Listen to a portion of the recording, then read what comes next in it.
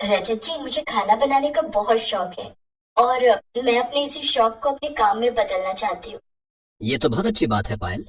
और मुझे भी खुशी होगी अगर मैं अपने होने वाले जीवन साथी को आगे बढ़ते देखूंगा तो। लेकिन बिजनेस करने के लिए तो अच्छे खासे पैसों की जरूरत होती है ना। और तुम तो अच्छे से जानती हो हमारे पास इतने पैसे नहीं है।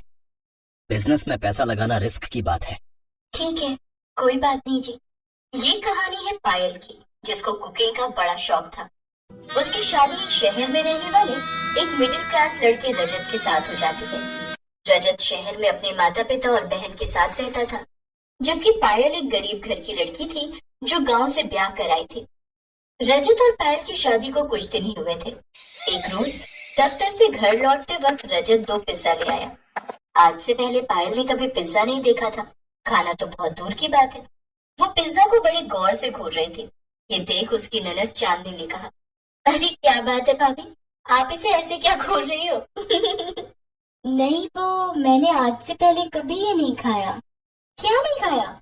वैसे भाभी, इसे पिज्जा कहते हैं। मुझे तो ये बहुत पसंद है, आपको भी पसंद आएगा, खाकर देखो। हाँ, मैं ये महीने में एक बार जरूर लेकर आता हूँ। वाह, ये तो बहुत ही अच्छा, बहुत ही स्वादिष्ट है। पायल को खाना बनाने का बड़ा शौक था। उसके ससुराल वाले और वहां पर आने वाले मेहमान सबको पायल के हाथ का खाना बड़ा पसंद आता था। लेकिन पिज्जा का स्वाद उनके मुंह से जा ही नहीं रहा था। लेकिन बार बार पिज्जा बाहर से खरीद कर लाए, इतने पैसे भी उनके पास नहीं थे। फिर एक रोज, ये ले चांदनी, तूने पिज्जा बनाने का सामान मंगवाया था ना? हाँ भैया, लेकिन आज तबीयत कुछ ठीक नहीं लग रही। इसे आप फ्रिज में रख दो, मैं कल बना दूंगी। लेकिन अगले दिन भी उसकी तबीयत कुछ ठीक नहीं थी। आज संडे था, इसलिए पायल सबके लिए आलू के पराठे बनाने का सोचती है, लेकिन रसोई में देखती है तो आलू बहुत कम होते हैं। तभी उसकी नजर फ्रिज में रखे पिज्जा के उस सामान पर जाती है। अरे हाँ, ये है तो पिज्जा का सामान। अगर इसे आज भी इस्तेमाल नहीं किया तो कहीं ये खराब ना हो जाए। क्यों ना मैं सबके लिए आज पिज्जा पराठा बनाऊं? हाँ, ये ठीक रहेगा। पायल ने ये सोचकर फोन में देखकर पिज्जा पराठा की तैयारी शुरू कर दी और वो सबसे पहले वो पराठा अपनी ननद के पास लेकर जाती है, जिसे खाती चांदनी कहती है, अरे वाह, सच में मजा आ गया। क्या कमाल का पिज्जा पराठा बना है, सचमुच मजा ही आ गया। अब घर में सबको उसका पिज्जा पराठा बड़ा पसंद आया। अब तो हर 15 दिन में वो ऐसे ही सबके लिए पिज्जा पराठा बनाती। वो सभी एक साथ बड़े खुश थे। लेकिन एक रोज जैसे उनकी खुशियों को किसी की नजर ही लग गई। क्या हुआ बेटा, तू इतना उदास क्यों है? क्या बताऊं माँ, आज बॉस ने अपने कैबिन में बुलाया और ये लेटर मुझे थमा दिया। क्या लिखा है इसमें भैया, दिखाओ तो। चांदनी ने वो लेटर पढ़ा तो धड़ाम से कुर्सी पर बैठ गई। क्या हुआ बेटी, बता तो, इसमें ऐसा क्या लिखा है? भैया की नौकरी चली गई है।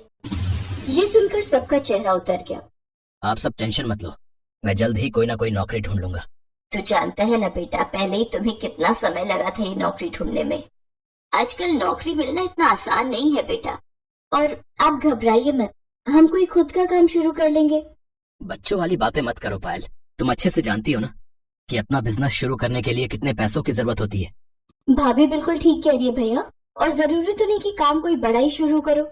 शुरुआत तो छोटे से भी हो सकती है। मुझे लगता है तुम ननद भाभी की पहले से ही कोई खिचड़ी पक रही है। वाह, आप तो बड़े स्मार्ट हो। अब ये बताओ, क्या सोचा है तुम दोनों ने?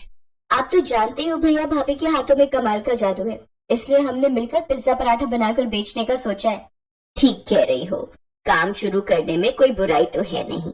वैसे भी हमारी पायल बहू के हाथों में सच में जादू है। फिर सबकी सलाह और रजामंदी से वो लोग पिज्जा पराठा का ठेला खोलने की तैयारी करते हैं। रजत एक ठेला खरीद लाता है, साथ ही पिज्जा बनाने का जरूरत का सामान भी। अगले दिन से वो बड़े ग्राउंड में लगे मेले के बाहर पिज्जा पराठा का ठेला लगा लेते हैं। अब पायल चांदनी की मदद से फटाफट पिज्जा पराठा बनाती है। उस ठेले पर बड़े बड़े अक्षरों में लिखा हुआ था, पिज्जा पराठे वाली।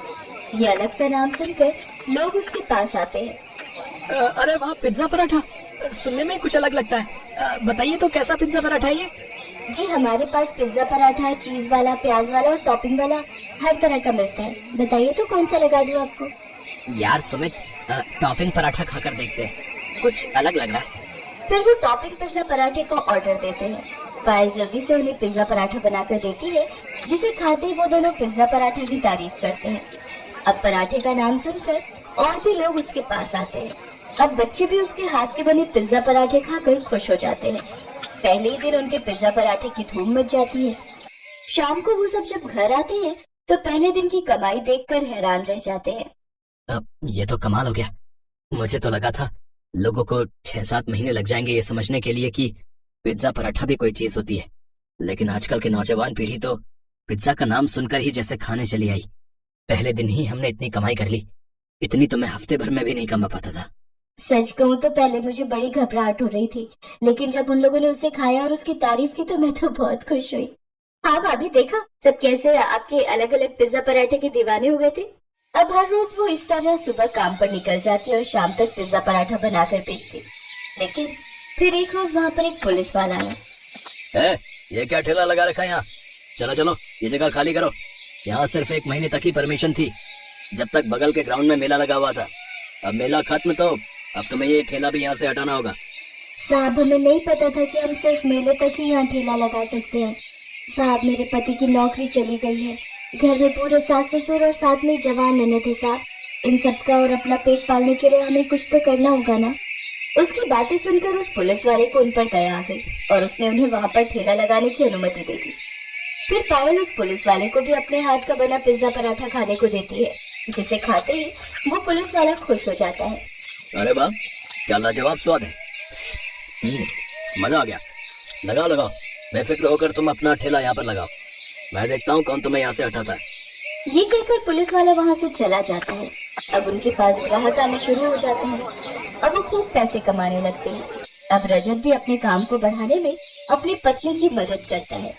कुछ ही समय में उनकी गरीबी दूर हो जाती है और अब वो खुद की एक बड़ी सी दुकान ले लेते हैं, जिसमें खूब कमाई करते हैं।